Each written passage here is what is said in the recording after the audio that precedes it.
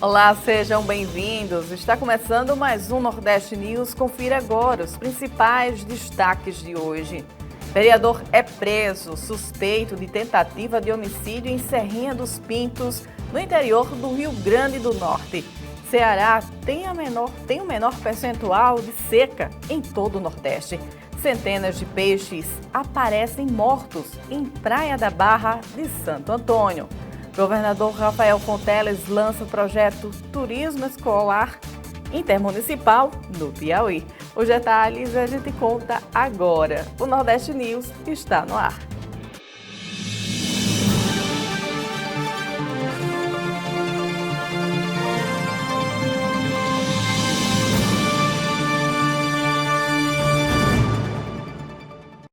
Começamos esta edição do Nordeste News falando do vereador que foi preso, suspeito de tentativa de homicídio em Serrinha dos Pintos, que fica localizado no interior do Rio Grande do Norte. Os detalhes a gente confere agora com Andriele Torres. Vamos ver.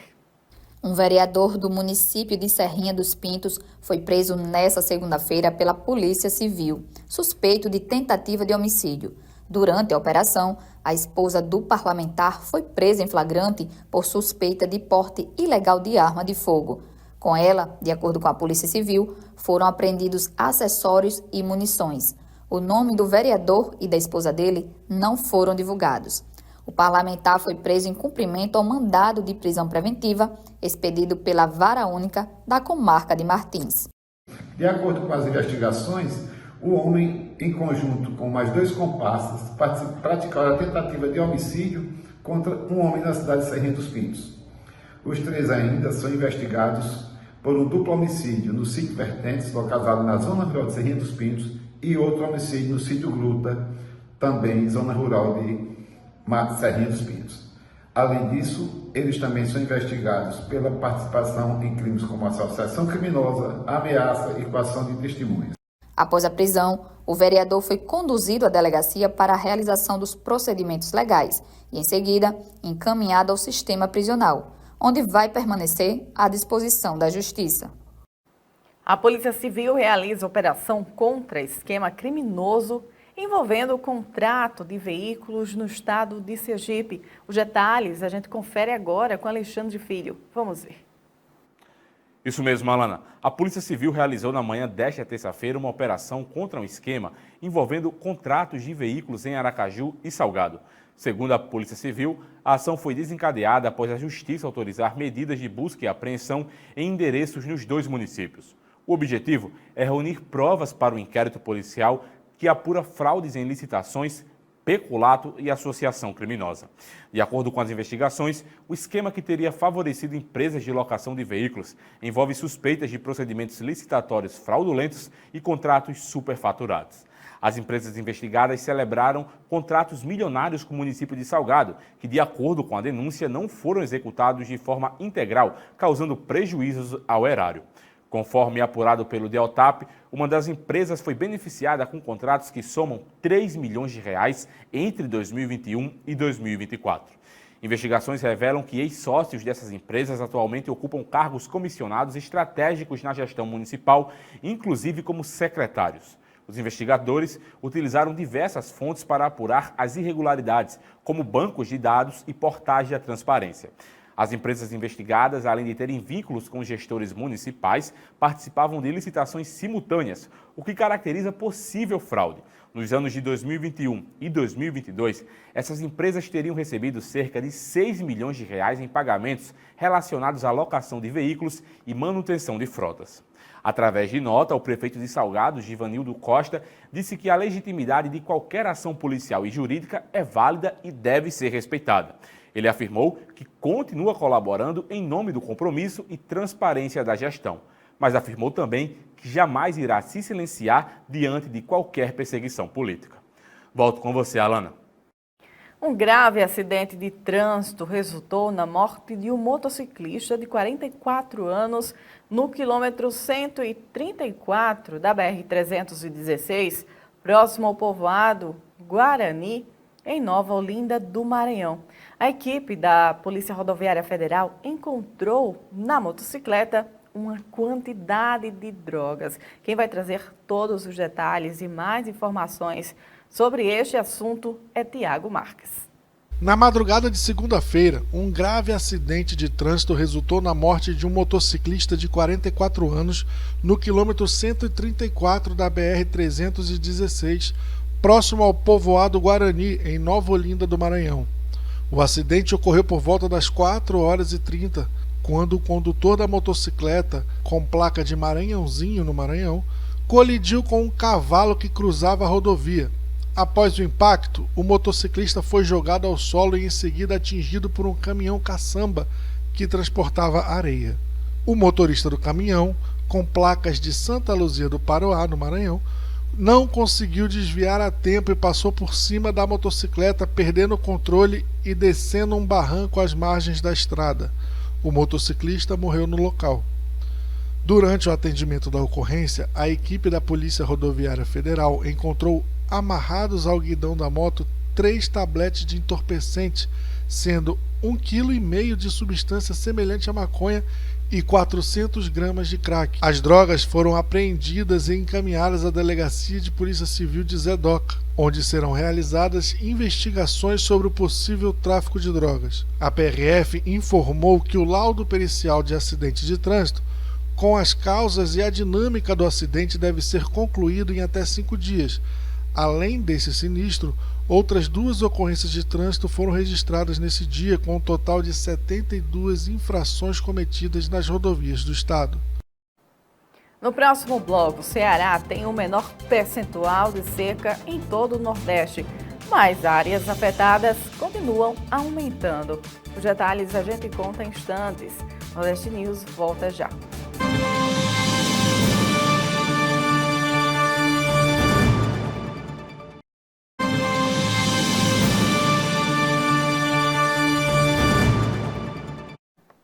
Estamos de volta.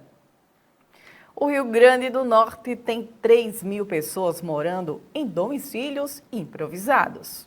Dados do Censo Demográfico de 2022, realizado pelo Instituto Brasileiro de Geografia e Estatística, o IBGE, órgão responsável pela coleta e análise de informações socioeconômicas no Brasil, revelam uma situação alarmante sobre o déficit habitacional no Rio Grande do Norte.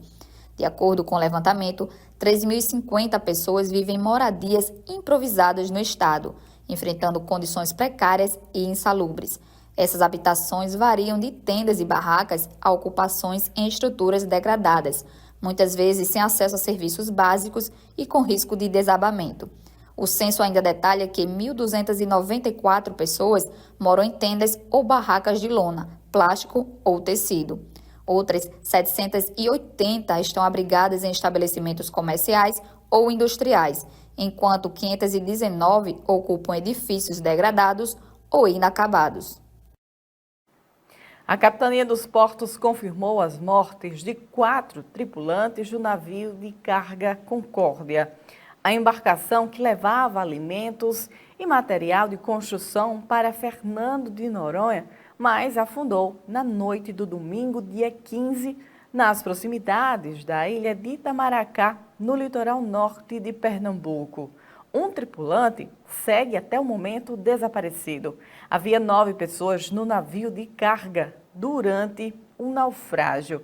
A Marinha informou que 4 delas foram resgatadas com vida por um navio rebocador em alto mar e se encontraram em bom estado de saúde. Sem terem a idade divulgada, elas foram identificadas como Edivaldo Barracho da Silva, Marcelo Cláudio da Conceição Freitas, Mozart Gomes da Fonseca e Valcei Gomes da Costa. Os nomes dos tripulantes que morreram e da pessoa desaparecida não foram divulgados.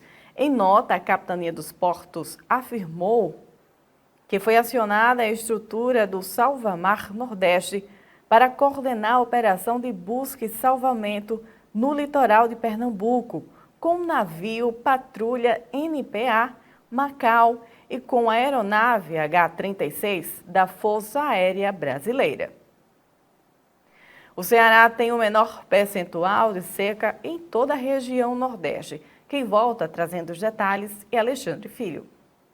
Isso mesmo, Alana. Atualmente, a unidade federativa tem 5% do território em seca fraca e 95% livre desse fenômeno, conforme dados do Monitor de Secas do Brasil, que faz o acompanhamento contínuo do grau de severidade das secas no Brasil.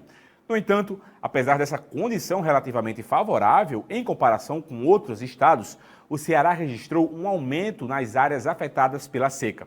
Entre os meses de junho e julho deste ano, o percentual de seca no estado, que era de 1%, subiu para 5%. A área afetada corresponde a um total de 7.739 km², sendo a região mais impactada o extremo sul do estado. Os dados do Monitor de Secas foram elaborados com base em dados extraídos até o último dia 20 de agosto, atualização mais recente da plataforma. O sistema é coordenado pela Agência Nacional de Águas e Saneamento Básico, com o apoio da Fundação Cearense de Meteorologia e Recursos Hídricos, a FUNSEMI.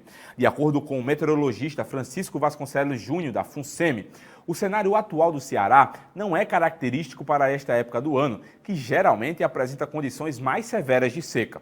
Ainda de acordo com ele, durante a estação chuvosa de 2024, foram observadas chuvas acima da normalidade em algumas regiões do estado. Esse cenário fez atenuar o atual cenário de seca até julho desse ano, com apenas uma pequena área com seca fraca no estado. Entre fevereiro e março deste ano, considerado período de quadra chuvosa no Ceará, houve um acúmulo de 763,2 milímetros, um desvio positivo de 25,3% em relação à média histórica do estado.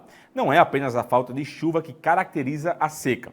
A condição também leva em conta elementos como o balanço entre precipitação e evapotranspiração potencial, que é a quantidade de água que a atmosfera demanda. Além disso, a saúde da vegetação e a umidade do solo também influenciam na seca. Apesar do aumento nas áreas de seca no Ceará entre junho e julho, quando comparado ao mesmo período do ano anterior, contudo, o estado apresentou uma melhora significativa. Em julho do ano passado, 33,73% do território do Ceará estava sob seca fraca. Volto com você, Alana. A seguir, centenas de peixes aparecem mortos em praia da Barra de Santo Antônio, no litoral norte de Alagoas. Até já!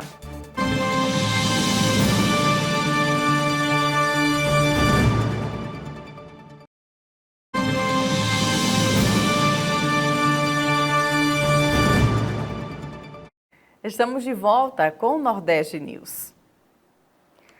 Sardinhas apareceram mortas na praia do Aracagi, em São José do Ribamar, na região metropolitana de São Luís, durante o fim de semana. Esta não é a primeira vez, neste ano, em 2024, que acontece um caso como esse, de sardinhas que são registradas nas praias da Grande São Luís. Algumas possíveis causas são levantadas por pesquisadores. Sobre este assunto, Noemi Reis tem os detalhes. Esta não é a primeira vez que a mortandade de sardinhas é registrada na orla maranhense. No mês de junho deste ano, milhares de sardinhas apareceram mortas em praias de São José de Ribamar e no cais do Porto da Raposa, na região metropolitana de São Luís. Neste fim de semana, a mortandade de sardinhas nas praias da Grande São Luís voltou a chamar a atenção dos banhistas e a pergunta que surge é o que teria motivado essa situação. Esse evento de mortandade não é um evento normal, né? Ainda mais quando temos 2 eventos no ano.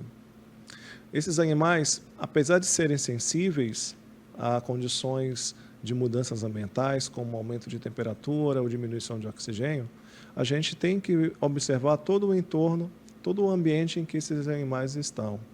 Então, só considerar as praias, os canais de marés ou pequenos rios não é o suficiente, né? A gente tem que analisar todo um contexto mais amplo.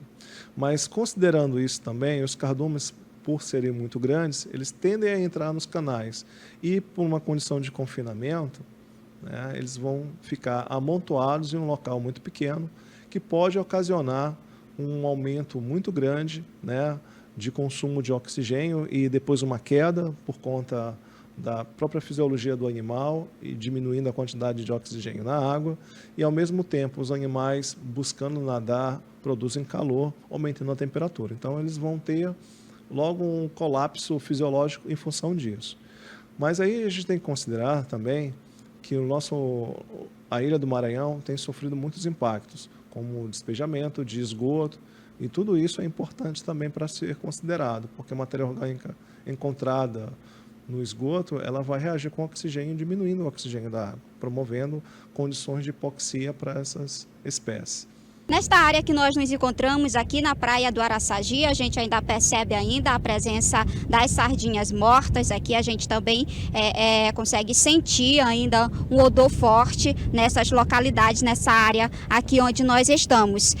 De acordo com a Prefeitura de São José de Ribamar, por meio da Secretaria Municipal de Ambiente, eles apresentam aí umas possíveis causas, né, da mortandade desses peixes aqui na praia do Araçagi.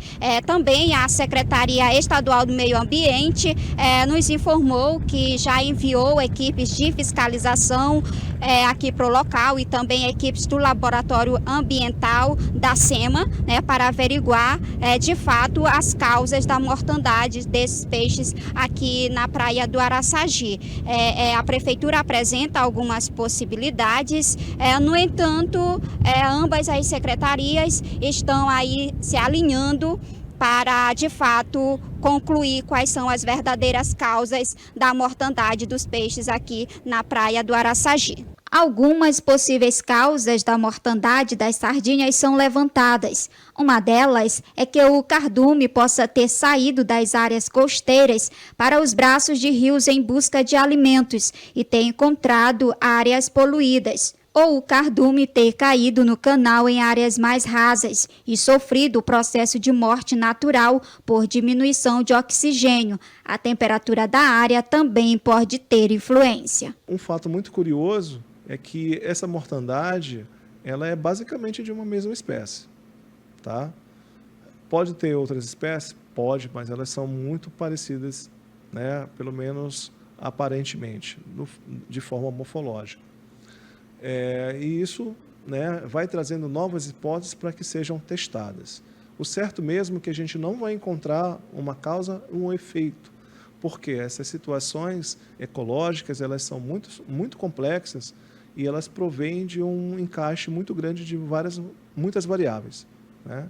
Então, o importante mesmo é buscar uma forma de monitorar e observar todas essas variáveis para realmente saber o que está acontecendo. Há ainda uma possibilidade de ter relação com o uso de rede de zangaria usadas por pescadores. Mas a gente precisa considerar isso também, porque quando a gente observa o posicionamento dessas armadilhas, a zangaria, os currais, por exemplo, essas armadilhas vão estar bem na parte costeira.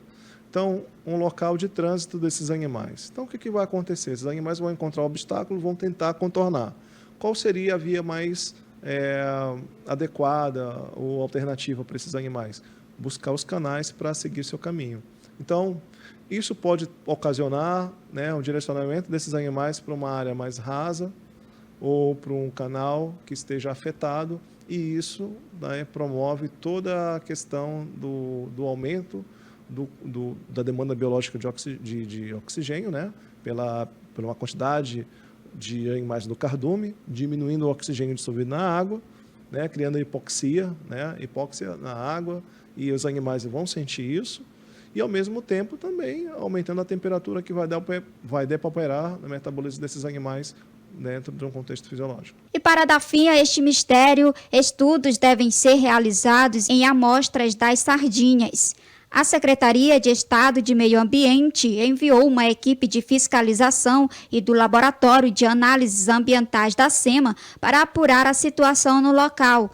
Na ocasião, foram colhidas amostras que serão analisadas para identificar as verdadeiras causas da mortandade dos peixes. Ações de fiscalização também foram intensificadas para coibir as práticas de pesca ilegal. Por fim, a Secretaria Municipal de Meio Ambiente de São José de Ribamar já está em alinhamento com a SEMA para averiguar a fundo as possíveis causas, com análises de balneabilidade de pontos, assim como vistorias no local. Saímos do Maranhão e vamos para Alagoas, porque centenas de peixes também aparecem mortos, dessa vez na praia da Barra de Santo Antônio, no litoral norte de Alagoas. Os detalhes quem traz para a gente é Alexandre Filho. Isso mesmo, Alana. Centenas de peixes mortos começaram a aparecer na praia da Barra de Santo Antônio, no litoral norte de Alagoas. Há relatos de animais mortos na região desde o último domingo, dia 15. Um vídeo compartilhado nas redes sociais mostra uma extensa faixa de areia da praia tomada pelos peixes mortos. O Instituto do Meio Ambiente informou que colheu amostras de água para tentar identificar as possíveis causas da mortandade. Um relatório deve ser divulgado em até 10 dias. Em nota, a Prefeitura da Barra de Santo Antônio informou que acionou os órgãos responsáveis assim que soube da morte dos peixes. Disse também que aguarda o relatório do Instituto do Meio Ambiente. Essa não é a primeira vez que aparecem peixes mortos na cidade. No ano passado, pescadores encontraram vários peixes mortos na foz do rio Santo Antônio. O pesquisador da Universidade Federal de Alagoas, o professor Emerson Soares, disse que a universidade vem fazendo monitoramento do local para tentar identificar os agentes poluentes que provocam esse tipo de fenômeno. Volto com você, Alana.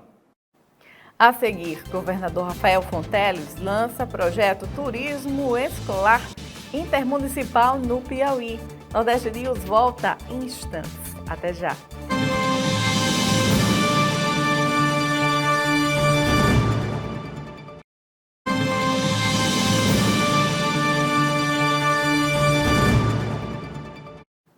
Estamos de volta. Um laboratório de maconha foi desarticulado na Bahia. O local tinha sistema de irrigação e funcionava como indústria. Isso mesmo, Alana. O laboratório foi desarticulado na cidade de Irecê, no norte da Bahia. Os criminosos usavam um sistema de irrigação e o espaço funcionava como uma espécie de indústria, segundo a Força Integrada de Combate ao Crime Organizado e as polícias federal e militar.